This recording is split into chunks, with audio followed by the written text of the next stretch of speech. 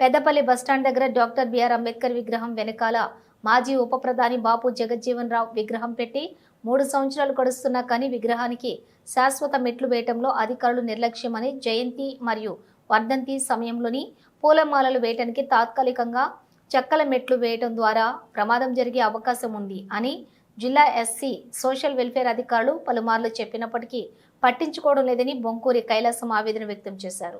మెట్లు వేస్తామని మాటలు దాటేయటం జరుగుతుంది. ఇప్పటికైనా అధికారులు చొరవ తీసుకుని జయంతికి ముందు శాశ్వత మెట్లు వేయాలని పెద్దపల్లి జిల్లా కలెక్టర్కు వినతి పత్రం ఇచ్చిన మహనీయుల ఆశయ సాధన సంఘం వ్యవస్థాపక అధ్యక్షులు బొంకూరి కైలాసం.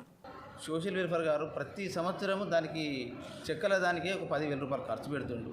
అది ప్రమాదకరంగా ఉంటుంది. ఎందుకంటే ఆ జయంతి రోజు మనం పూలమాలలు వేయడానికి ఎక్కుతాము, ఒక్కరేం ఎక్కం కాబట్టి అది స్టేర్ కేసు చక్కెరతో కొడుతున్నాం కాబట్టి అది ఇరిగిపోయి ప్రమాదం జరిగే పరిస్థితి ఉన్నది. కాబట్టి నేను ఈరోజు మన కలెక్టర్ గారికి నేను రిప్రజెంటేషన్ ఇవ్వడం జరిగింది. దానికి ఏదైతే ఉన్నదో మున్సిపల్ కమిషనర్ గారికి వాళ్ళు రాయడం జరిగింది. ఇది అందరూ దీనికి సంబంధించిన ఆఫీసులు అందరూ కూడా, ఎందుకంటే ఆ మహనీయులందరికీ కూడా అందరికీ అవసరం ఉన్న వాళ్ళే కనుకనే అలాంటి విగ్రహాలను నట్టేట్లు విడిచిపెట్టకుండా ఉండకుండా సంబంధిత ఆఫీసర్లు అందరూ కూడా వారి సేవ వారి ఎవరికి వస్తుందో ఆ భాగంలో వాళ్ళు చేయవలసిందిగా మా మహనీయుల ఆశయ సాధన సంఘం కోరుకుంటున్నాము.